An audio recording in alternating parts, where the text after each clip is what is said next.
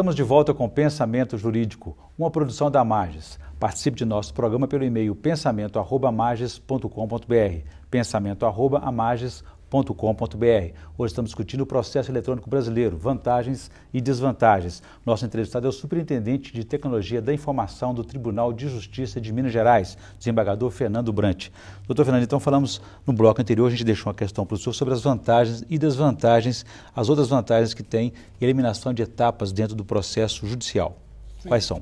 Bom, eu dizia a questão da grande economia é realmente de trabalho físico, da construção do processo como físico, aquele papel. E grandes etapas, ou uma perda de tempo muito grande, se dava justamente nos trabalhos administrativos, em que o funcionário tinha que, às vezes, conferir peça por peça, numerar peça por peça, rubricar peça por peça, transpor aquele processo físico para o gabinete do juiz, em seguida o próprio advogado ir ao fórum buscar esse processo quando tinha que manifestar. Você imagina que tudo isso é feito via web, né, via a rede internacional de computadores, em que a pessoa no seu local de trabalho, assim que toma conhecimento que o processo está à disposição, ele acessa ali imediatamente. Então há uma economia de tempo sem igual. É claro que a gente não tem como estabelecer uma contagem agora, no princípio, em que nós estamos começando, a transição, né? Nesse período de transição, nesse período de adaptação, de mudança de paradigma, né? Então é necessário que a gente amadureça algum tempo para ver realmente o ganho de tempo nisso aí no procedimento, mas que é inegável, visivelmente. Até a mudança de cultura, né? Porque aquela imagem tradicional de processos empilhados no gabinete do juiz, aqueles carrinhos levando os processos para lá e para cá, isso vai acabar. São cenas em extinção. É importante essa questão de mudança de cultura, de paradigma. Enquanto você está acostumado com um papel físico, você passa a uma visão de uma tela, né, em que o processo ali, você comanda de uma certa forma a inserção de peças e o seu andamento. Ele está num lugar em que está quase que onipresente em vários lugares. Não é assim, a partir do momento que um gabinete, como magistrado, acabei de despachar uma determinada questão posta, imediatamente o advogado lá no escritório dele já tem acesso. Não é? Então, é preciso realmente mudar uma série de paradigmas, até dos funcionários, até dos próprios magistrados, dos advogados também, porque você deixa de ter aquele contato físico com que todos nós fomos acostumados. Afeta até a saúde, porque deixa de ter problemas alérgicos com papel, dores de coluna, que fica ali também sobre os papéis, os arquivos. Né? Claro que pode ter outras consequências. Com certeza. Mas a gente imagina que você pode vislumbrar aí a evolução da comunicação também, não é? E você imagina que em pouco tempo a própria máquina de escrever era uma novidade, uma inovação para o processo, né? Naquela época alguns magistrados não aceitaram também a máquina de escrever, continuava fazendo o processo à mão.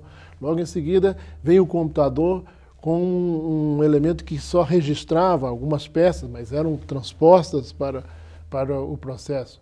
Agora, o paradigma é o contrário, né? Todo o processo foi para dentro do computador. O avanço foi tão rápido que o senhor nem citou a máquina elétrica, por exemplo. A máquina elétrica. Agora, a questão aí dessa informatização, aqueles pedidos de vista durante os julgamentos, às vezes por ter gerado alguma dúvida, isso também vai ser superado? É importante também que a legislação seja atualizada. Não é? O processo civil, por exemplo, está passando por uma reforma, está simplificando procedimentos também. Então, quase que em conjunto, vindo ao encontro dessa aspiração do processo judicial eletrônico. Há outros aspectos, a gravação do audiovisual, como nós fazemos aqui. Seria uma videoconferência? Não, a gravação da audiência mesmo, levando isso para o ambiente eletrônico, ou seja, o juiz ouve a testemunha, ou o réu, o que for, e aquilo é gravado e levado para dentro do processo.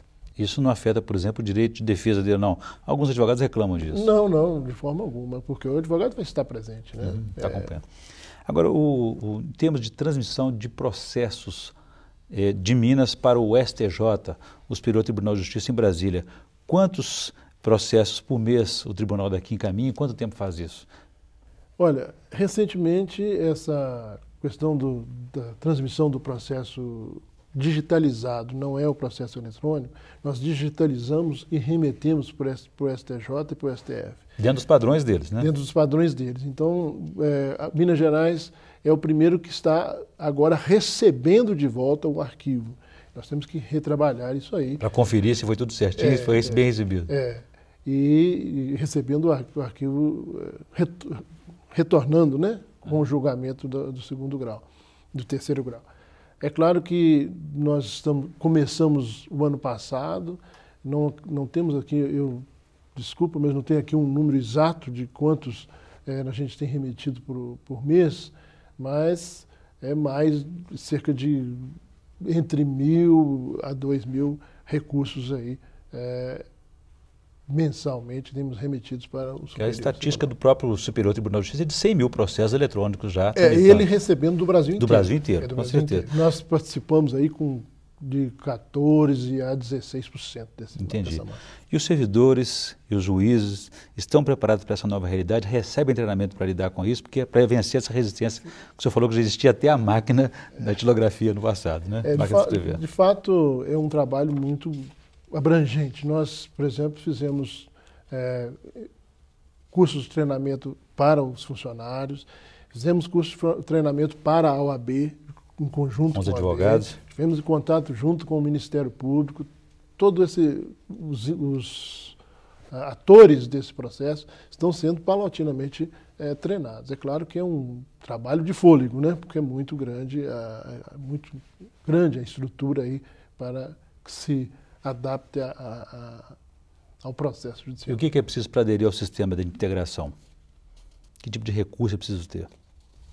Um dos requisitos desses atores todos, que é a exigência do CNJ, é a assinatura digital, né? Que é a identificação digital feita pela ICP Brasil. Chamada certificação. Certificação digital. A identidade digital. Cada um tem que ter a sua identidade digital.